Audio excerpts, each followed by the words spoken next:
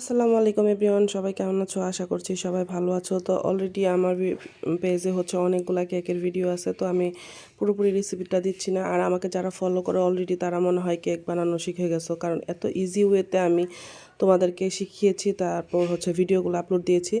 এখানে যেটা করেছি, ডিম আর চিনি।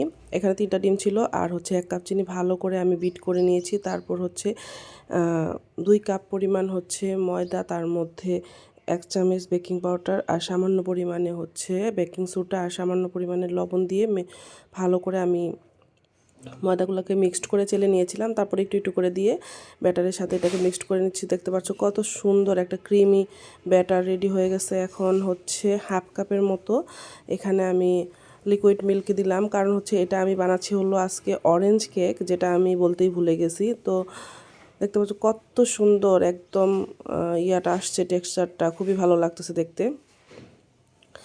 তো এখন আমি এর মধ্যে দিয়ে দিব অরেঞ্জ জুস। এটা মাল্টা জুস। মাল্টাটা আমি প্রায় একটা মাল্টাকে জুস করে নিয়েছিলাম, 1/2 কাপের থেকে একটু বেশি হয়েছে, তো সেটা দিয়ে দিলাম। আর এটার ফ্লেভার এতটা সুন্দর আসতেছিল, যখন আমি এটা বিট করতেছিলাম সারা রান্নাঘরে সুন্দর একটা সেন্ট আসতেছিল, খুবই ভালো লাগতেছিল। আর এখন আমি 1/2 কাপ পরিমাণ তেল দিয়ে দিব, যেহেতু এখানে লিকুইডের পরিমাণ বেশি হয়ে যাচ্ছে, কারণ মিল্ক দেওয়া মাল্টার জুস দেওয়া হচ্ছে, তো সেজন্য তেলটা ওইভাবে পরিমাণ করে দিব। আর আমি এখানে মোল্ডের ভিতর অর্ধেকটা ব্যাটার ঢেলে দিয়ে তার উপরে এখানে মালটা।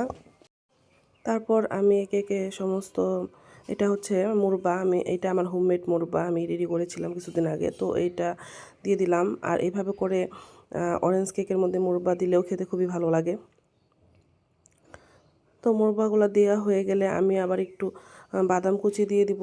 আর তারপর আমি আবার একটু দিয়ে দিচ্ছি, মানে কেকের যে ব্যাটারটা সেটা দিয়ে দিছি।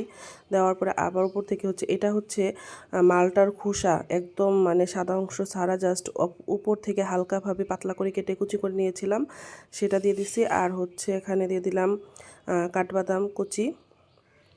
এখন আবার বাকি ব্যাটারটা উপর থেকে ঢেলে দিব। এটা মানে কাটার পরে প্রতিটা স্লাইসের ভিতরে থাকবে। তো এভাবে করে আসলেই করেছিলাম। তারপরও আবার অনেক সময় আমার বেক করার পর এটা উপর থেকে, যেহেতু এটা অনেক লিকুইড পাতলা ছিল ব্যাটারটা, তো উপর থেকে এগুলো একটু এলোমেলো হয়ে গেছিলো, বাট এটা কিছু না, কিন্তু টেস্টের জায়গায় একদম 100-এ 100 খুবই ভালো ছিল। আর এতটা সফট আর এতটা ইয়ামি হয়েছিল কি বলবো। তবে আমি অরেঞ্জ কেকটা সেকেন্ড টাইম ট্রাই করলাম। এর আগে আমি 3 বছর আগে বাসায় বানাইছিলাম। বেসিক্যালি আমি বাসায় ভ্যানিলা আর চকলেট এটাই বানাই, বাট এটা খেতে এত মজা হয়েছিল। আমার মেয়ের টিচার ছিল 2জন, একজন হুজুর আর একজন ম্যাম, তো ওনারাও খাইছে। সবাই বলতেছিল যে খুবই মজা হয়েছে, আমার ফ্যামিলি মেম্বাররাও খেয়ে বলছে অনেক মজা হয়েছে। তো এই ধরনের মানে প্রশংসা শুনতে ভালোই লাগে। তো দেখতে পাচ্ছ কতটা সফট হয়েছে। আর যদি এটাকে ক্রিম দিয়ে ডেকোরেট করা হতো, এটা আরও মানে যে কোনো একটা বেকারি থেকেও মানে বেস্ট হইতো আর কি। তবে আমি এক সময় আসলে ক্রিমের ঝামেলাটা একটু বেশি মনে হয়, ঝামেলায় যায় না, তবে আমি ট্রাই করব। দেখতে পাচ্ছ খুবই মজা হয়েছিল, একদম ব্যালেন্স মিষ্টি আর সুন্দর একটা অরেঞ্জ ফ্লেভার আসতেছিল, খুবই ভালো হয়েছিল। তো এভাবে করে বাসায় ট্রাই করতে পারো অরেঞ্জ কেক, খুবই মজার।